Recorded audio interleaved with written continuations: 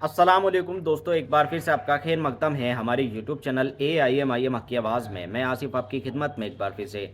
दोस्तों, देर रात मुंबई से एक बहुत बड़ी चौंकाने वाली खबर सामने आई है, जिसमें बाबा सिद्दीकी जो कांग्रेस के इसके बाद एनसीपी उन्होंने ज्वाइन कर ली थी। वरिष्ठ नेता थे, बड़े नेता थे, 3 बार के विधायक थे, उनकी गोली मारकर हत्या कर दी। 6 राउंड उनके ऊपर गोली चलाई गई, जिसमें 3 आरोपी थे, 2 को हालांकि गिरफ्तार कर लिया गया है। इन 2 आरोपियों में से एक आरोपी उत्तर प्रदेश का बताया जा रहा है और दूसरा हरियाणा का बताया जा रहा है। शुरुआत की पूछताछ में पता लगा है कि ये आरोपी लॉरेंस बिश्नोई के गैंग से थे। लॉरेंस बिश्नोई को आप जानते होंगे, जो सलमान खान को आए दिन धमकी देते नजर आ रहे हैं और मीडिया में ये खबर भी चलती आ रही है कि हो सकता है बाबा सिद्दीकी पर जो हमला हुआ है वो सलमान खान की वजह से ही हुआ हो, क्योंकि इससे पहले लॉरेंस बिश्नोई ने सलमान खान के और जो सिंगर करीबी थे उनके ऊपर भी गोलियां चलवाई थी। जिस तरह सलमान के घर पर गोली चलवाई थी, उन सिंगर्स के ऊपर भी गोलियां चलवाई गई है। तो हो सकता है कि ये जो हत्या की गई है वो सलमान खान की वजह से की गई है। लेकिन अब देखने वाली बात है कि ये हत्या में क्या चीज़ें सामने आती हैं, अभी ये जांच में पता लगेगा। बाबा सिद्दीकी की हत्या के बाद बड़े बड़े नेताओं ने ट्वीट मारे हैं और बड़े बड़े नेता इसमें बहुत ही ज़्यादा शोक मना रहे हैं। असदुद्दीन ओवैसी साहब ने भी इसमें एक ट्वीट किया है, मैं आपको पढ़ के सुना देता हूँ ओवैसी साहब इसमें क्या बोल रहे हैं। तो असदुद्दीन ओवैसी साहब ने इसमें ट्वीट मारा, जिसमें लिखा, एक ही दिन में 2 मौतों की खबर वाकई बहुत दुखी है। बाबा सिद्दीकी की हत्या बेहद निंदनीय है। यह महाराष्ट्र में कानून और व्यवस्था की बिगड़ती स्थिति को दर्शाता है। उनके परिवार और दोस्तों और सहकर्मियों के प्रति मेरी संवेदनाएं हैं।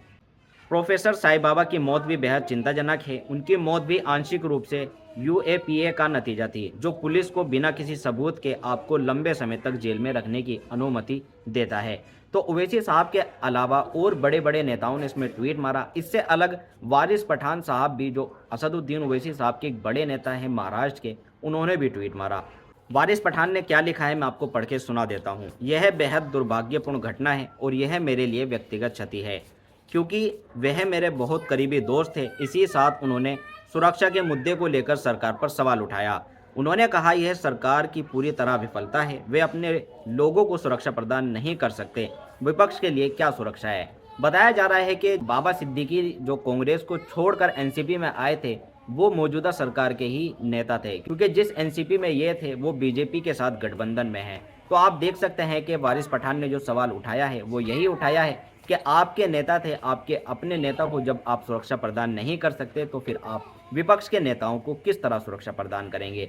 इससे अलग अजीत पवार के बहुत ही ज़्यादा करीबी माने जाते थे बाबा सिद्दीकी, इसीलिए वो कांग्रेस को छोड़कर, कांग्रेस ने उनको 3 बार विधायक बनाया था।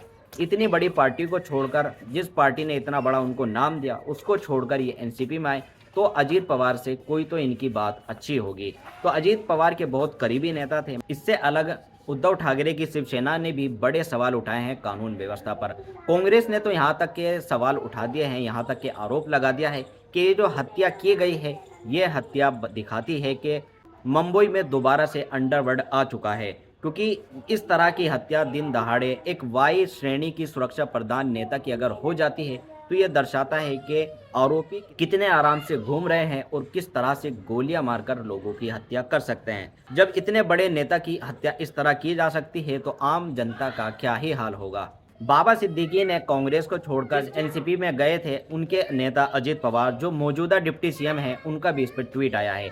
क्या बोले हैं मैं आपको सुना देता हूँ। एनसीपी नेता, पूर्व राज्य मंत्री, लंबे समय से विधान मंडल में मेरे सहयोगी बाबा सिद्दीकी पर गोलियों की घटना बहुत दुर्भाग्यपूर्ण है, निंदनीय है और दर्दनाक है। मुझे यह जानकर झटका लगा कि इस घटना में उनकी मृत्यु हो गई है। मैंने अपना अच्छा सहयोगी और दोस्त खो दिया है। इससे अलग कांग्रेस के बड़े बड़े नेताओं ने भी इस पर ट्वीट किए हैं और उन्होंने भी कानून व्यवस्था के बिगड़ते हालात के ऊपर चिंता जताई है। इसके साथ ही मैं आपको सीएम जो एकनाथ शिंदे हैं उनका भी बयान सुना देता हूं, वो क्या बोल रहे हैं। वीडियो देखें, एकनाथ शिंदे ने इस घटना के ऊपर क्या बोला। एक्स मिनिस्टर बाबा सिद्दीकी, इन पर जानलेवा हमला हुआ था। दुर्भाग्य से उनमें उनकी मृत्यु हुई है, ऐसी खबर है। और ये बहुत ही दुर्भाग्यपूर्ण घटना है, दुखद घटना है। और इसमें 2 आरोपी अरेस्ट है, ऐसा पुलिस कमिश्नर भंसालकर जी ने मुझे कहा है।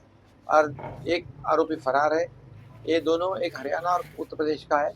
तीसरा आरोपी की जो फरार है उसको पकड़ने के लिए पूरी पुलिस की टीम क्राइम ब्रांच काम कर रही है और उसको जल्दी पकड़ा जाएगा और ये तीनों के ऊपर कड़ी कार्रवाई हो जाएगी। कानून व्यवस्था बनाए रखने के लिए सरकार पूरी तरह ऐसे आरोपी, ऐसे गुनहगारी को वहाँ पर रोक लगाएंगे और ये केस भी जो है फास्ट ट्रैक के में ली जाएगी और जल्द से जल्द इसके ऊपर कार्रवाई होगी, इनको सजा होगी। तो आपने एकनाथ शिंदे की आपने बात को सुना और इस बात को सुनने के बाद आपको क्या लगता है कि इस घटना के पीछे किसका हाथ है या कोई साजिश है? आप क्या सोचते हैं? कमेंट में अपनी राय जरूर देना।